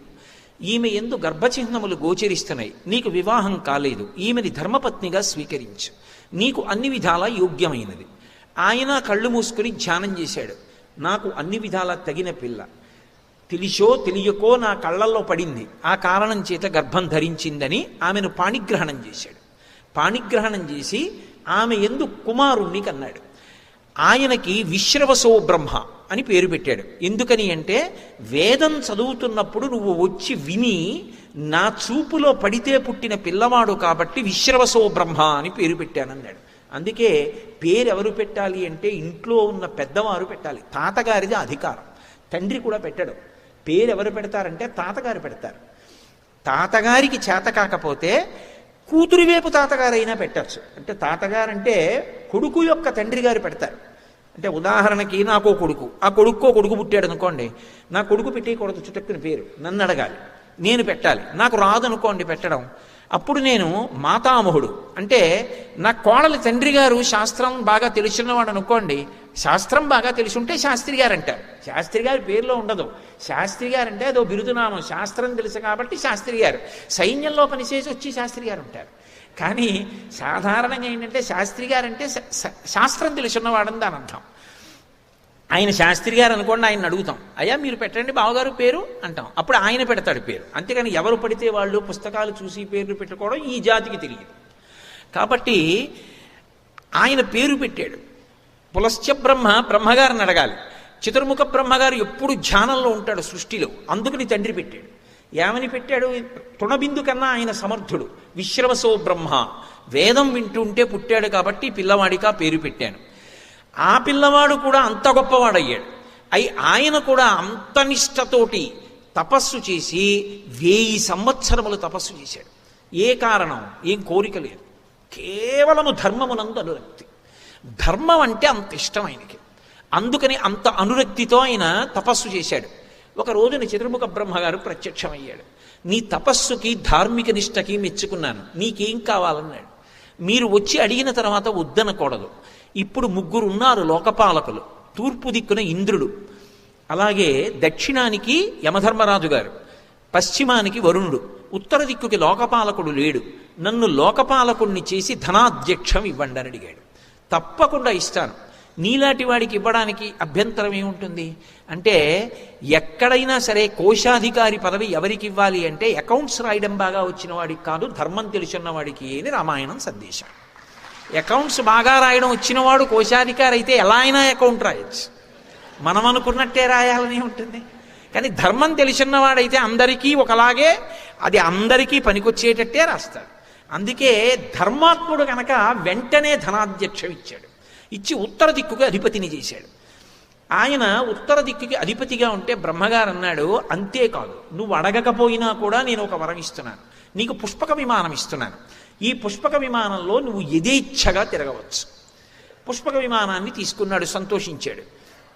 ఇది అయిపోయిన తర్వాత తండ్రి దగ్గరికి వచ్చాడు. తండ్రి చతుర్ముఖ బ్రహ్మగారు నాకు ధనాధ్యక్షం ఇచ్చాడు, లోకపాలకత్వం ఇచ్చాడు, దానితో పాటు పుష్పక విమానం ఇచ్చాడు, కానీ నివాసం ఇవ్వలేదు. నేను ఎక్కడుండాలి నాన్నగారు అని అడిగాడు. అది ధర్మం.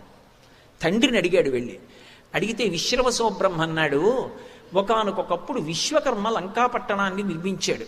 అది కాంచన లంక. ఆ పట్టణం అంతా బంగారంతో నిర్మింపబడింది. అది దక్షిణ దిక్కున ఉంది. పూర్వం రాక్షసులు ఆశ్రయించి ఉండేవారు.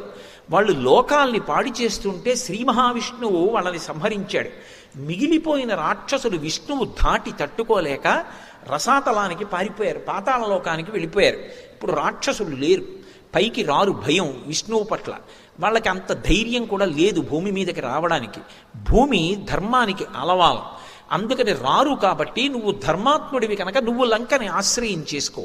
లంకా పట్టణాన్ని ఆక్రమించి చక్కగా, రాక్షసులలో కూడా ధార్మికులు ఉంటారు, ప్రహ్లాదుడు లేడు, అటువంటి వారు భూమి మీద మిగిలిన వారు ఎవరున్నారో వాళ్ళని కూడా చేరది. అసలు యక్షులు రాక్షసులు అన్న మాటలు రెండూ రావడానికి వేరు కారణాలు ఉన్నాయి. బ్రహ్మగారు నిర్మించిన సరోవరాన్ని రక్షించే వాళ్ళెవరు, తాగేవారెవరు అని అడిగితే రక్షిస్తామన్న వాళ్ళు రాక్షసులయ్యారు, త్రాగుతామన్న వాళ్ళు యక్షులయ్యారు. అది యక్షరాక్షసులు అంటారు. అందుకని వాళ్ళిద్దరినీ తీసుకెళ్ళి నువ్వు అక్కడ ఉండి లంకా పట్టణాన్ని రాజధాని చేసుకుని పరిపాలించు అన్నాడు. అంటే కుబేరుడు అక్కడికి వెళ్ళాడు. ఆయన పేరు కుబేరుడు, ధనాధ్యక్షుడు. వైశ్రవణుడు అసలు ఆయన పేరు. విశ్రవసో బ్రహ్మ కుమారుడు కాబట్టి పూర్తిగా తండ్రిలా ఉన్నావు రా నువ్వు, నా కొడుకులాగే ఉన్నావు అని తాతయ్య అయిన పులశ్చ బ్రహ్మ విశ్రవసో బ్రహ్మ అని పేరు పెట్టాడు. వైశ్రవణుడు అని పేరు పెట్టాడు. ఆ వైశ్రవణుడు తరువాతి కాలంలో ఒక పొరపాటు చేశాడు. పార్వతీ పరమేశ్వరులు ఇద్దరూ కూర్చుంటే పరమేశ్వర దర్శనానికి వెళ్ళాడు. వెళ్ళి పార్వతీదేవి వంక ఇలా ఓ కంటితో చూసి ఎవరీవిడా అని చూశాడు. ఎవరీవిడా అని ఆవిడ వంక చూసేటప్పటికి మాతృ సంబంధంగా చూడలేదు. చూడకపోయేటప్పటికి ఒక కన్ను బద్దలైపోయింది. బద్దలైపోయి దాని పొడవంతా కూడా కంటి మీద అంటుకుని ఉండిపోయి అది బంగారు కన్ను పచ్చటి రూపంలోకి వచ్చేసింది. ఇప్పటికీ అందుకే కుబేరుడు అంటారు. ఆయనకి ఒక కన్ను బంగారు రంగులో ఉంటుంది, గాజు కన్నులో ఉంటుంది. కుబేరుడికి ఒక కన్ను మాత్రమే సరిగా ఉంటుంది. తద్దోష నివారణార్థం మళ్ళీ గొప్ప తపస్సు చేశాడు. చేసి పరమశివుడిని మెప్పిస్తే పరమశివుడు అన్నాడు, నీ తపస్సుకు మెచ్చుకున్నాను, నీకు స్నేహితుడనై నేనే నీ దగ్గరికి వచ్చి మీ ఇంట్లో కూర్చుంటూ ఉంటానన్నాడు. అది ఆయన ఔదార్యం. అందుకే శంకరాచార్యులు వారు శివానంద లహరిలో ఆ అనుబంధాన్ని చెప్పారు. చెప్తూ కరస్తే హేమాద్రియౌ గిరిశ నికటస్తే ధనపతౌ అంటారు. ఎప్పుడు కుబేరుడు ఆయన ఇంటికి వెళ్ళి శివుడు కూర్చుంటే ఇలా దగ్గర ఇలా నించుని ఉంటాట. అంత స్నేహం ప్రకటించాడు కుబేరుడితోటి, పరాత్పరుడయ్యుండి కూడా.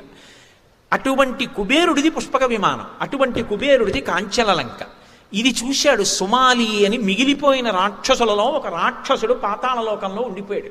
వాడు ఒక రోజున భూమి మీదకి వచ్చాడు. పుష్పక విమానంలో వెళ్ళిపోతున్నాడు కుబేరుడు. అబ్బా ఎంత ప్రకాశవంతంగా ఉన్నాడ్రా, ఈయన ఎవరు, ఈ విమానం ఏమిటి అని వెంటపడి వెళ్ళాడు. ఆయన తిన్నగా విశ్రవసో బ్రహ్మకి వెళ్ళి నమస్కారం చేశాడు. తండ్రి విశ్రవసో బ్రహ్మ చూశాడు, ఇంతటి మహానుభావుడు, ఇంతటి బ్రహ్మ తేజస్సు ఉన్నవాడు, ఇంతటి పరమభక్తుడు, ఈయన తేజస్సు వల్ల పుట్టాడు కాబట్టే ఈ పిల్లవాడు ఇంత గొప్పవాడయ్యాడు. ఈయన తేజస్సు వల్ల నా వంశంలో కూడా ఒక పిల్లవాడు పుడితే ఖచ్చితంగా ఆ పిల్లవాడు కూడా దుర్నిరీక్షుడవుతాడు, అంత శక్తివంతుడవుతాడు. మళ్ళీ అటువంటి పిల్లవాడు వంశంలో పుడితే తప్ప విష్ణువుతో యుద్ధం చేసి లంకాపట్టణాన్ని ఆక్రమించి భూమి మీదకి రావడం కుదరదు. కాబట్టి విశ్రవసో బ్రహ్మ వల్ల కొడుకుని కనాలి. ఎవరు కనాలి? పరమ సౌందర్యవతి అయి ఉండాలి, పరమ ధార్మికంగా బిడ్డని పొందాలి. ఎలా అని ఆలోచించాడు. ఆయన కూతురుంది, ఆమె పేరు కైకసి, మహాలక్ష్మిలా ఉంటుంది అని వర్ణించారు రామాయణంలో. ఆ కైకసి దగ్గరికి వెళ్ళి కొన్ని మాటలు చెప్పాడు. బోయ్ ఎంత అందంగా మాట్లాడతాడు. ఇప్పుడు నేను ఆ ఉత్తరాఖండ్ అంతా ఎక్కడ చెప్పగలను, ఏదో విహంగ వీక్షణం చేస్తానంతే. ఆమెను పిలిచి, అమ్మా నువ్వు విశ్రవసో బ్రహ్మని ఆశ్రయించి ఎలాగైనా ఒక్క కుమారుణ్ణి కనమ్మా, రాక్షస జాతి నిలబడుతుందన్నాడు. అది ఒక ధార్మిక విధానం. దాంట్లో ఉండేటటువంటి సూక్ష్మములన్నింటినీ నేను ఇప్పుడు వివరించడం సాధ్యం కాని విషయమని మనవి చేస్తున్నాను కదూ. ఆమె ప్రదోష వేళలో విశ్రవసో బ్రహ్మ దగ్గరికి వెళ్ళింది. వెళ్ళి నేల మీద కాలితో గీత గీస్తూ నిలబడింది. ఆమె వంక చూసేటప్పటికి విశ్రవసో బ్రహ్మ గమనించాడు, ఈమె సంతానార్థి అయి వచ్చింది నా దగ్గరికని. ఎందుకు వచ్చావని అడిగాడు. నా మనసు తెలుసుకోలేని అమాయకుడవుకో, నేను ఏం కోరుకుంటున్నానో అది అనుగ్రహించి నన్ను కాపాడు అంది. ఆయన అన్నాడు, రాకూడని వేళలో వచ్చావు, ఇది ఉగ్రవేళ, ప్రదోష వేళ. పరమశివుడు నందివాహనారూఢుడై ఆకాశంలో వెడుతూ ఉంటాడు. ఇటువంటి వేళలో ఏ కాంత అయినా పురుషుడితో రమించి సంతానం కంటే దాని వలన లోకకంటకుడు జన్మిస్తాడు. నువ్వు ఈ సమయంలో నా దగ్గరికి వచ్చావు కాబట్టి నీకు పుట్టబోయేటటువంటి కుమారుడు లోకకంటకుడై దేవతలకి ప్రబల శత్రువు అవుతాడు. వాడికి భక్తి ఉండే అవకాశం ఉండదు. కాబట్టి నీకు ప్రబల శత్రువైనట్లు దేవతాశత్రువైన కుమారుడు పుట్టబోతున్నాడు. కానీ నువ్వు కోరుకున్నట్టే అపారమైనటువంటి బలపరాక్రమములు, ఇంకా ఇంత అంతా అని చెప్పడం కుదరదు, అటువంటి కుమారుడు నీకు కలుగుతాడన్నాడు. ఆమె బాధపడింది. నేను ధార్మికుడు కావాలని కోరుకున్నాను. మా నాన్నగారి కోరిక రాక్షస వంశానికి అంకురం, కానీ నాకు ధార్మికుడు కావాలని కోరిక. కుబేరుడు వంటి ధార్మికుడు నాకు లభించడా అని అడిగింది. అది వేళ దాటాలి, ప్రదోష వేళ దాటిపోవాలి. కాబట్టి ఈ సమయంలో నువ్వు వచ్చి సంగమించిన కారణం చేత మొదటి పుట్టేవాడు లోకకంటకుడు, తర్వాత కూడా ఇంకా కాలం దాటలేదు కాబట్టి వాడు కూడా లోకకంటకుడు, తర్వాత పుట్టే ఆడపిల్ల కూడా అంత దుర్మార్గమైనటువంటి నడవడి కలిగినది, చీకటి పడిపోయిన తర్వాత భోగకాలం. కాబట్టి 4వ వాడుగా పుట్టేటటువంటి వ్యక్తి విభీషణుడు మహాధర్మాత్ముడు అవుతాడు. నీకు అలాగే సంతానాన్ని అనుగ్రహిస్తున్నాడు. ఎందుకంటే కాల నియమాన్ని మన్నించాలి. 4వ సంతానం కలిగితే తప్ప నీ కోరిక తీరదు కాబట్టి అలాగే అనుగ్రహిస్తున్నానని అనుగ్రహించాడు. ఆమెకి వరసగా కుమారులు జన్మించారు.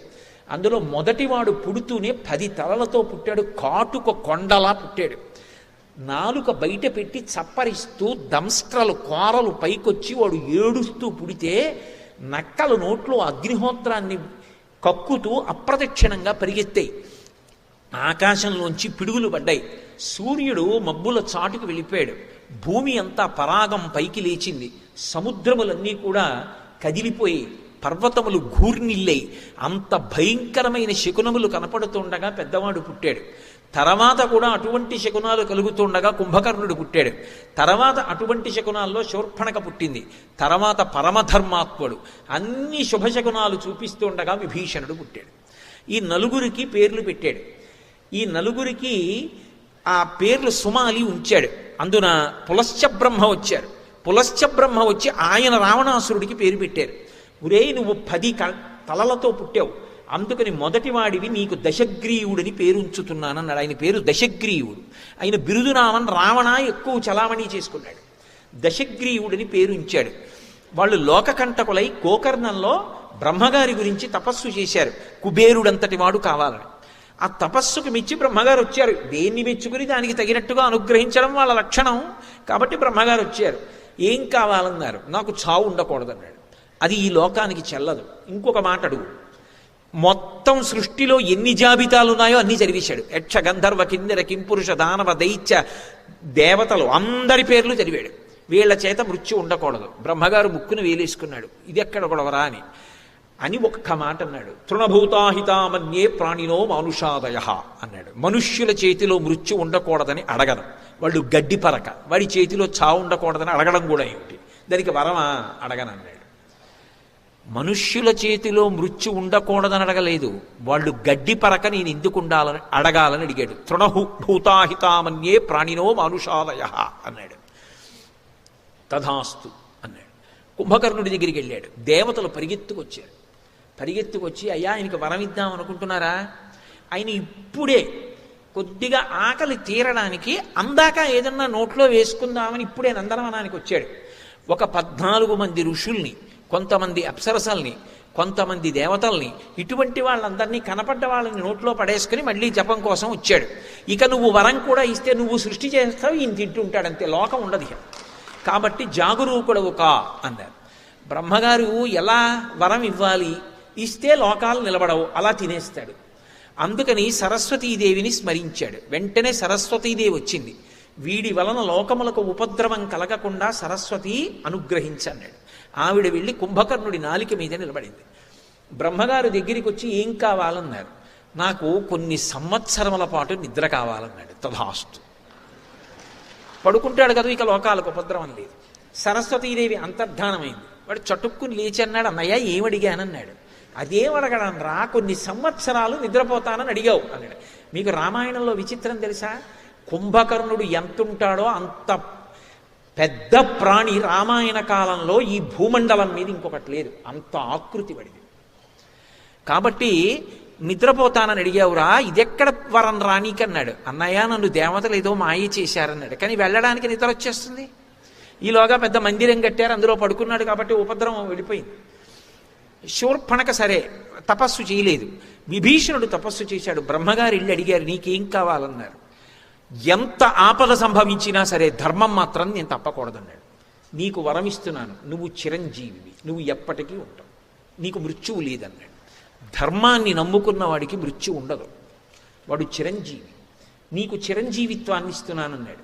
ఆ తర్వాత ఒకప్పుడు సుమాలి చెప్తే కాదన్నా, తరువాతి కాలంలో మహాపార్శ్వుడు మొదలైన రాక్షసులు వచ్చి కాంచనలంక ఒకప్పుడు మనది, నీ అన్నగారైన కుబేరుడు, మరి విశ్రవసో బ్రహ్మ కుమారులే కదా ఇద్దరు, నీ అన్నగారు ఆక్రమించాడు, నీ అన్నగారిని తరిమి కొట్టి లంక స్వాధీనం చేసుకోమన్నారు. ముందు వద్దన్నాడు, కానీ తర్వాత రాయబారం పంపాడు. పాపం కుబేరుడు అన్నాడు, అయ్యయ్యో అదేమిటి, మన ఇద్దరం అన్నదమ్ములం, పంచుకోవడం ఎందుకు, ఇద్దరం కలిసి పరిపాలిద్దాం, అంతఃపురానికి రమ్మన్నాడు. నేను రానని యుద్ధం చేయడానికి సిద్ధపడితే కుబేరుడు వెళ్ళి అడిగాడు విశ్రవసో బ్రహ్మని, నాన్నగారు యుద్ధానికి వస్తానంటున్నాడు రావణుడు, నేను చేయమంటారని అడిగాడు. ఒక పని చీరా, వాడు ధూర్తుడు, నన్ను వచ్చి అడిగాడు, అన్నయ్యని నిర్జించైనా సరే తీసుకుంటానంటున్నాడు, వాడి జోలి నీకొద్దు. నువ్వు ఆకాశంలో మందాకిని ప్రవహిస్తోంది, అది ఉత్తర దిక్కుగా